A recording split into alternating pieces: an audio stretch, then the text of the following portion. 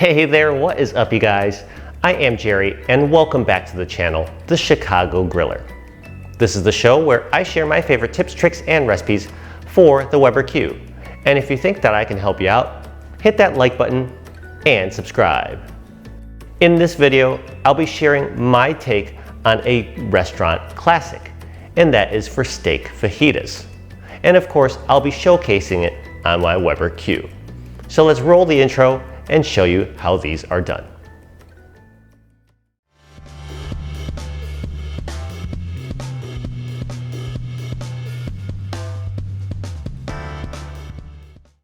The steak that I'll be using for today's fajitas will be this 10-ounce skirt steak. After getting it out of its packaging, I'll prepare it just like I would any other steak. This means I'll begin by patting it dry with a paper towel. This will ensure that it gets a good, efficient sear when we finally hit the grill. Next up, I'm going to drizzle a very light layer of avocado oil and work that evenly into the surface of my steak. And of course, we'll do this on both sides. And now it's time to season. For steak fajitas, I'm going to use a homemade spice blend. This consists of paprika, chili powder, cumin, garlic powder, oregano, and of course, some salt and pepper. After mixing the spices together, I'm going to spoon some on the surface of my steak, using just enough to cover.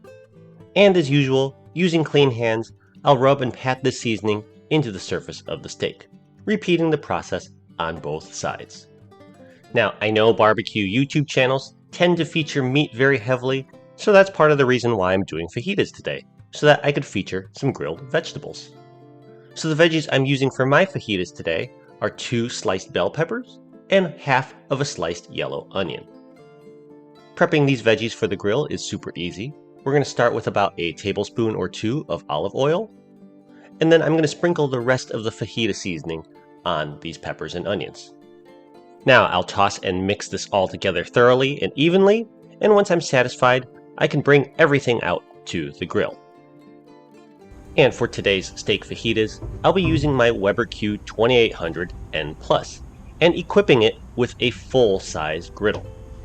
You can't cook on cold cast iron, so I need to turn the gas up to high, and pop the ignition, and let this preheat with the lid down for about 15 minutes. So after 15 minutes of preheating, we're just about ready to grill. But before the steak goes on, I'm going to drizzle a light layer of olive oil, and then spread that into a thin, even layer with my griddle spatula. And now we're ready to grill. Keeping my gas knob on high, I'm going to place my skirt steak directly onto my freshly oiled griddle. This is a pretty thin steak, so I think it's going to grill pretty quickly. I'm guessing 5, maybe 6 minutes tops.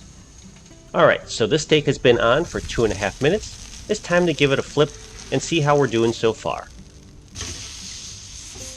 Alright, not bad. We have a little bit of a crust going and some nice color. So I'll just let this cook for another 2.5 minutes, and then we'll give this a temperature check. Alright, 2.5 minutes later, 5 minutes of total grilling time for the steak, and I'm going to use this instant read thermometer to see how we're doing. About 130 degrees Fahrenheit. That's about medium rare right now, so I think we'll pull this steak off the grill. Set it aside and let it rest. In the meantime, it's time to reset this grill for the veggies. I'll spread some of this steak grease and juice around a little bit, and then dump my bowl of bell peppers and onions on the griddle. Now for those of you who don't have a new Weber Q, and thus don't have a full-size griddle like this one, you can prepare this on the half griddle, or even a regular round cast iron skillet. But I do find I really like using the full-size griddle for this, because then I'm not worried about being crunched for space, or losing any of my veggies into the grill grates.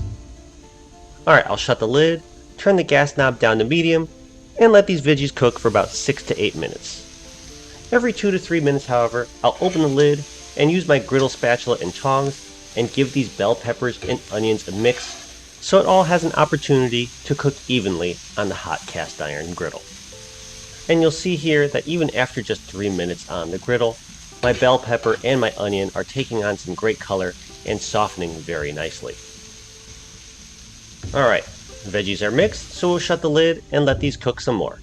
Once again, We'll pull these after about 6 or 8 minutes on the grill, depending on how soft and tender you like your veggies. My veggies are looking pretty good, even after just 6 minutes on the full-size griddle, so I'm going to pull these off the grill and make sure I get all the little bits off of it in preparation for the final component, and that's some flour tortillas. So lay your tortillas on the griddle and cook for about 30 to 60 seconds per side. Once they're warmed and softened to your liking, assemble all the components together, and there you have it, steak fajitas made on a Weber Q. Garnish with some of your favorite toppings and accompaniments. For example, I've got sliced lime here, but I also serve this with avocado and sour cream. Give this recipe a method and a go, and let me know how it turns out for you. Thank you very much as always for watching. Don't forget to like and subscribe, and I can't wait to see you all again next time. Bye!